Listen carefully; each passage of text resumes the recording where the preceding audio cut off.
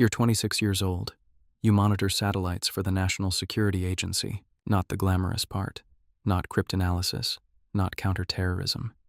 You sit in a windowless room 40 miles outside Albuquerque and watch telemetry scroll across 3 monitors, green text on black, the same orbital parameters every night, drifting past like weather you can't feel.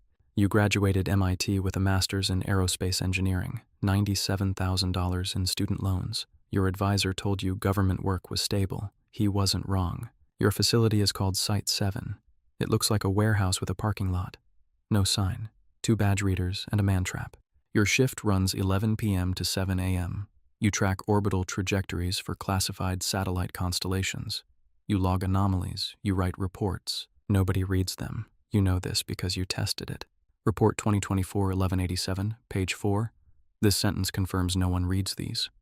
Nothing happened. Your clearance is TS-SCI. It took 14 months to process. Your salary is $58,000 a year. The security guard at the front gate drives a newer car than you. Your mentor is a man named Chen, 22 years at the agency, drives a 2009 Civic with 214,000 miles, eats lunch from a thermos every night. Best signal analyst in the building, 22 years, and he rents. The facility runs on equipment that was cutting edge in 2014. The tracking software crashes twice a week. You file maintenance requests. They go where your reports go. Congress cuts the intelligence budget by 4%. Site 7 loses 3 analyst positions. Nobody hires replacements. The satellites don't stop moving.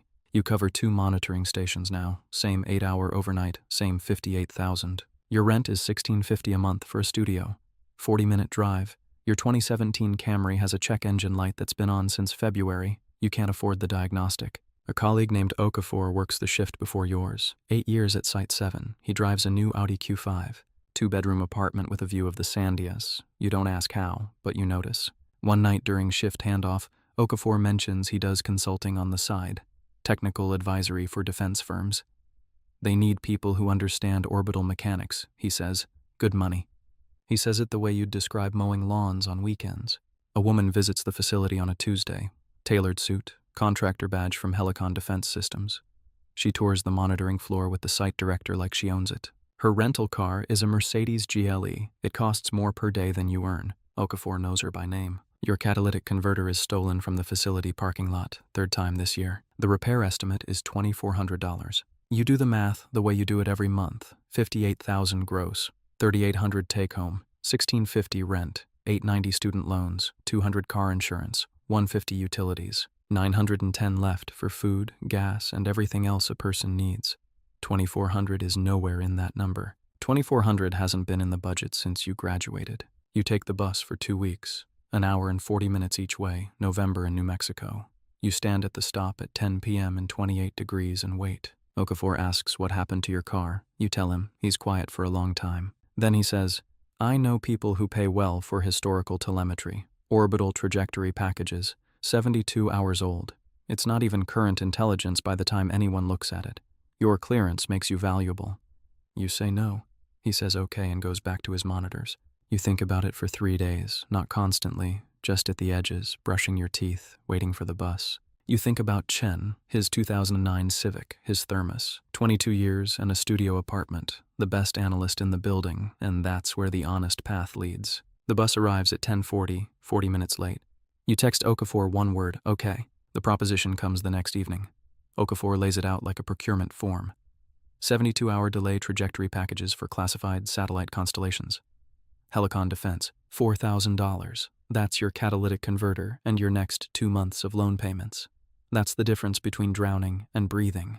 The data is historical, Okafor says. By the time they get it, the satellites have already moved. You don't ask what Helicon needs old orbital data for, you already know. But knowing something and saying it out loud are different operations entirely. The first delivery happens on a Thursday. You copy 72-hour-old orbital trajectory packages from the classified monitoring system onto an encrypted thumb drive. The transfer takes 11. You do it at 3:47 a.m. The monitoring floor is empty. The hallway lights are on their overnight dim cycle. The security cameras cover the server racks, not the terminals. You walk to the parking lot. Okafor is leaning against his Audi. He takes the drive. He hands you a manila envelope. You don't open it until you're in the car. 40 hundreds. Crisp. You drive home in the dark. The streets are empty. You put the envelope in your sock drawer under a pair of running shoes. You fix the Camry the next morning. Cash. No receipt. No paper trail. The mechanic doesn't ask questions. You expect guilt. What you feel is relief. You sleep better that night than you have in 6 months. No math running behind your eyes. No calculations about which payment to defer. You tell yourself, the data was 72 hours old. The satellites have already repositioned. No operation was compromised. No one was endangered. You moved historical coordinates from a classified system to an envelope. That's all it was. A transfer. That's all. You tell yourself this every morning for a week, and you're almost certain, almost. The second delivery is easier. The third is routine. By the 4th month, you've paid off your credit card. By the 6th, you have a savings account for the first time since undergrad. $11,000. It's not wealth, it's the absence of crisis. That's the difference. You move to a 1-bedroom apartment, $1,900 a month. You can afford it now without doing math at midnight. You buy a 2024 Corolla, nothing flashy, you're careful about that. You meet Marin at a bar in Nob Hill. She's a geologist with the USGS. She asks what you do. I'd infrastructure for a government contractor. She doesn't ask follow-up questions. Nobody ever does. Marin likes that you're calm, steady. She says you're the first person she's dated in 2 years who doesn't seem anxious all the time.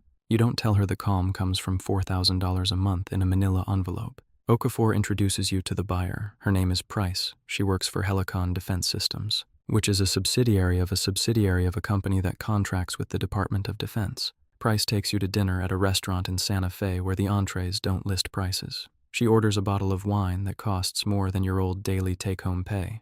She says you're invaluable. She says Helicon is building something important. You don't ask what. You've gotten good at not asking what. The data requests change. Not just historical trajectories anymore. Surveillance windows, coverage gaps, the specific times when orbital sectors go dark and nothing is watching.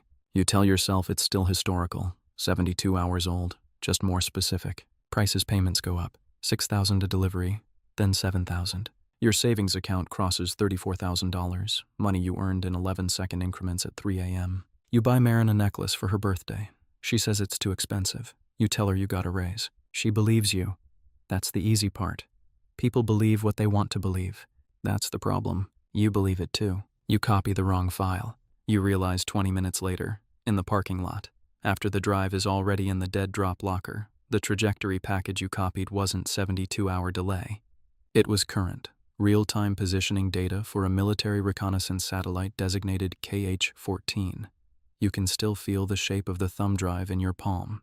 You don't sleep that night. You wait for the call. The call comes from Price. She doesn't complain. She says the data was exceptionally useful. There's a bonus. 8,000. Then she asks for more current data. Real time. It's worth considerably more, she says. Her voice is calm. 15,000 per delivery. You say you can't do that. Price says she understands completely. Then she mentions Marin by name, says she seems lovely. Mentions the USGS field office on Central Avenue where Marin parks every morning. She mentions the parking spot. 3rd row, near the elm tree. The line goes silent. You copy the real-time data that night. The dead drop is a storage unit in Rio Rancho, Locker 7C. You leave the drive at 4 a.m. and find an envelope with 150 hundreds inside. $15,000. To cover the extraction, you alter the telemetry logs. 14 minutes of missing satellite data becomes a routine cache purge. System maintenance. You've seen IT file these 100 times. Nobody questions them. Nobody questions you. Marin says you've changed. You don't argue because she's right. She says you check your phone too much. You drive different routes home for no reason. You flinch when someone knocks on the door. She's been paying attention. She leaves on a Tuesday. She takes her field kit and 3 boxes. She doesn't take the necklace. It sits on the bathroom counter like a piece of evidence. A man named Holt starts appearing at Site 7. Visitor badge, quiet voice. He sits in conference rooms with the door closed and talks to people one at a time. Counterintelligence. He asks about data handling protocols, access logs, system maintenance records. The questions sound routine. You answer everything correctly. Your hands don't shake. You've rehearsed this. Okafor stops coming to work. No notice, no email, no explanation. His desk is cleared out on a Thursday. The site director says he transferred. Nobody says where. Nobody asks. Price calls to say the arrangement is pausing. She says it calmly, like she's canceling a dentist appointment. She says she'll be in touch. She doesn't say when. You check the dead drop at Rio Rancho. Locker 7C is empty, not just empty, sanitized, no envelope, no fingerprints, like it never existed. You think about running. You do the math. 52,000 in savings you can never explain, and a TSSCI clearance that makes you findable anywhere on Earth. There is nowhere to go. There never was. Holt requests your complete access logs for the past 9 months. You file a report attributing the data gaps to system maintenance, routine cache purges. You've filed the paperwork to support it. You drive home at 7:15 a.m., the road is empty, the sun comes up over the Sandias. The sky is the color of a signal you'd classify as nominal, clear, unremarkable, passing within expected parameters. You think about what you have: a Corolla, a 1-bedroom with actual furniture, 52,000 in a credit union in Las Cruces, an encrypted thumb drive in your glove compartment that you should have destroyed 6 months ago. You think about Chen, 22 years, the Civic, the thermos, you used to pity him. Now you understand that Chen is the only person at Site 7 who sleeps without doing math. Your phone buzzes, unknown number. You don't answer. It buzzes again. You pull over. The desert is silent. Above you, satellites trace arcs you know by classification number. You've tracked them for 2 years, sold them for 18 months. You're not a spy, you're not a traitor. You're a 28-year-old with a clearance badge who stood at a bus stop in November and made a decision that made sense at the time. Every decision after that made sense at the time. You put the car in drive. The phone buzzes again. You check the mirror. The road behind you is empty. For now, you're something you swore you'd never become.